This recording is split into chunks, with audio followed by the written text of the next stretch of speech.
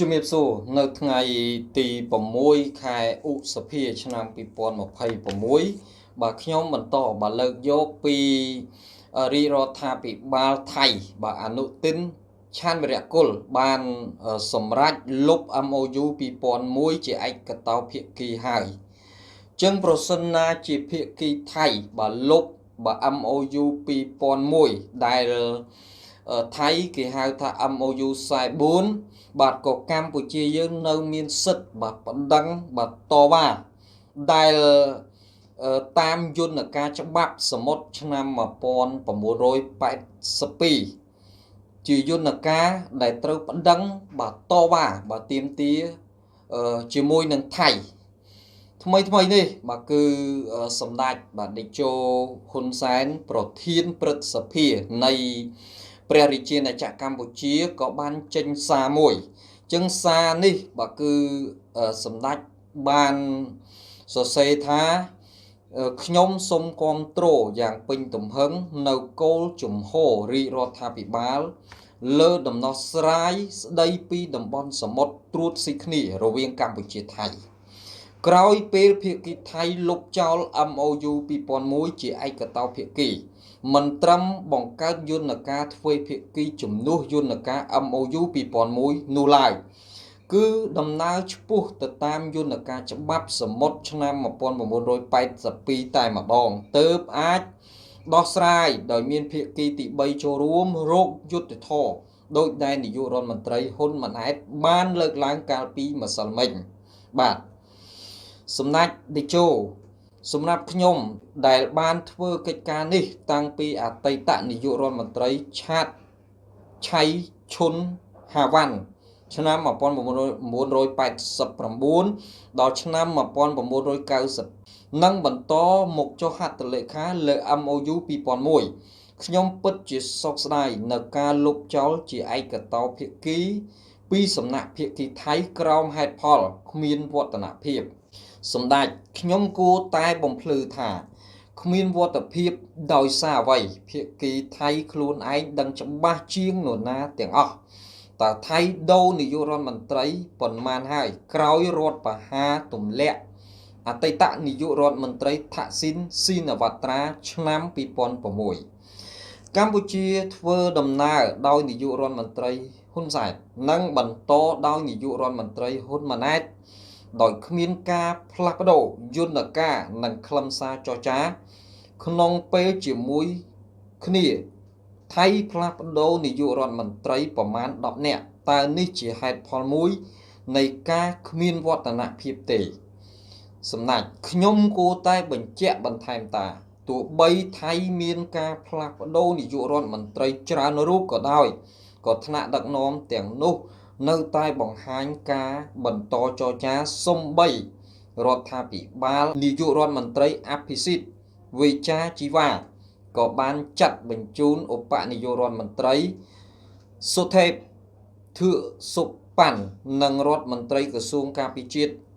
ប្រវិតរ៍វង្សវណ្ណមកជួបចរចាជាមួយខ្ញុំនៅផ្ទះតាខ្មៅនាឆ្នាំ2010ដែលនៅពេលនោះហើយដែលវរៈជនទាំងពីរបានស្គាល់សម្លកកូរខ្មែរលើកដំបូងដែលភរិយាខ្ញុំចំអិនផ្ទាល់ដៃជូនភ្ញៀវកិត្តិយសទាំងពីររូបសម្រាប់អាហារថ្ងៃត្រង់កម្ពុជាធ្វើដំណើរទៅកាន់ច្បាប់អន្តរជាតិសុំកុំចោទប្រកាន់ថាកម្ពុជាធ្វើអន្តរជាតូបនីយកម្មបញ្ហាទ្វេភាគីនិងសុំកុំនិយាយថាធ្លាក់ចូលអន្ទាក់កម្ពុជាដែលចង់ឲ្យភាគីទី3ឬអន្តរជាតិចូលរួមនិងក៏សុំកុំបបួលកម្ពុជារៀបចំយន្តការទ្វេភាគីថ្មីជំនួសយន្តការទ្វេភាគីចាស់ដែលលុបចោលជាឯកតោភាគីសង្ឃឹមថាកម្ពុជានិងថៃដឹកដៃគ្នាទៅកាន់យន្តការអន្តរជាតិដែលមានសមត្ថកិច្ចលើបញ្ហាសមុទ្រហើយបើសិនណាជាយើងតវ៉ាផ្លូវច្បាប់គឺយើងមានប្រៀបខ្លាំងបាទខ្លាចតែនាយករដ្ឋមន្ត្រីកម្ពុជាបាទក៏ដូចជារាជរដ្ឋាភិបាលកម្ពុជាមិនចង់តវ៉ាបើសិនណាជាយើងតវ៉ាផ្លូវច្បាប់យើងនៅតែមានប្រៀបជាមួយនឹងថៃបើទោះបីជាថៃប្រើសភាវុធបាទថៃបាញ់បាទ ក៏យើងនៅតែតវ៉ាផ្លូវច្បាប់វានៅតែយើងមានអធិបុលនៅលើផ្លូវច្បាប់ឥឡូវរាជរដ្ឋាភិបាលអនុទិនឆន្ទរកុលបាទគឺគេបានលុបចោល MOU 2001ហើយដែលថៃគេហៅថា MOU 44បាទបើទោះបីជាលុបចោលហើយថៃចង់ប្រើកម្លាំងយោធា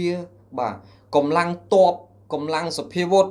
ហើយកម្ពុជាយើងប្រើយន្តការផ្លូវច្បាប់ឲ្យបានខ្លាំងបាទយើងទៀមទាមានការបដិងបាទនិយាយរួមគឺមានការបដិងគឺថៃកិច្ចមិនរួចទេថៃនឹងបាត់បង់ប្រយោជន៍ជាច្រើនជើងថៃកន្លងមកកាន់កាប់ដីកម្ពុជាយើងដោយខុសច្បាប់ច្រើនណាស់ចឹងបើកម្ពុជាយើងតវ៉ាផ្លូវច្បាប់ខ្ញុំជឿថាថៃនឹងភ័យខ្លាចវិញហើយថៃនឹងខ្លាចបាត់បង់អ្វីដែលធ្លាប់កាន់កាប់ពីមុនមកដោយខុសច្បាប់យើងមើលឃើញចំណុចនេះឥឡូវរាជរដ្ឋាភិបាលអនុទិនឆន្ទរកុលបាទគាត់គិតថាលុប MOU 2001នេះហើយចឹងអ្វីជាមួយនឹងកម្ពុជាវាអស់អីតវ៉ាហើយបាទចឹងបើកម្ពុជាយើងតវ៉ា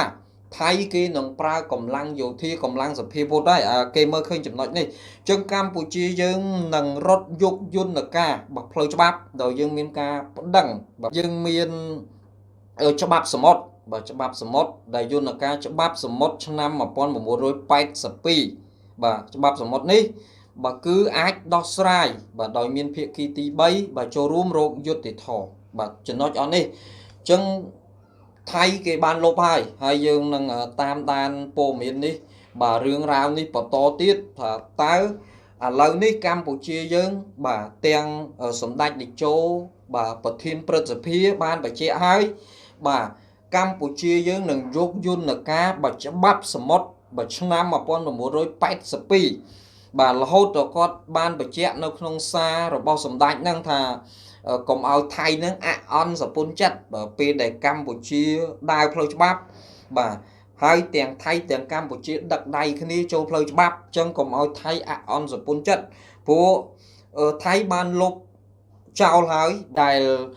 បានទទួលស្គាល់បាទចុះហត្ថលេខាជាទ្វេភាគីជាមួយកម្ពុជាឥឡូវថៃបានលុបឯកតោភាគីលុបតែឯងចឹងបើលុបហើយចឹងបើកម្ពុជាប្តឹងបាទទៅលើច្បាប់សមុទ្រឆ្នាំ1982បាទថៃកុំបបួលកម្ពុជាបាទមកចុះហត្ថលេខាជាទ្វេភាគីវិញបាទគឺកម្ពុជាយើងអត់ចុះហត្ថលេខាជាដាច់ខាតចឹងយើងតាមដានបន្តទៀតបាទពាក់ព័ន្ធទៅនឹងថៃបានលុប MOU 2001ចោលហើយកម្ពុជាយើងបានយកយន្តការច្បាប់សមុទ្រឆ្នាំ1982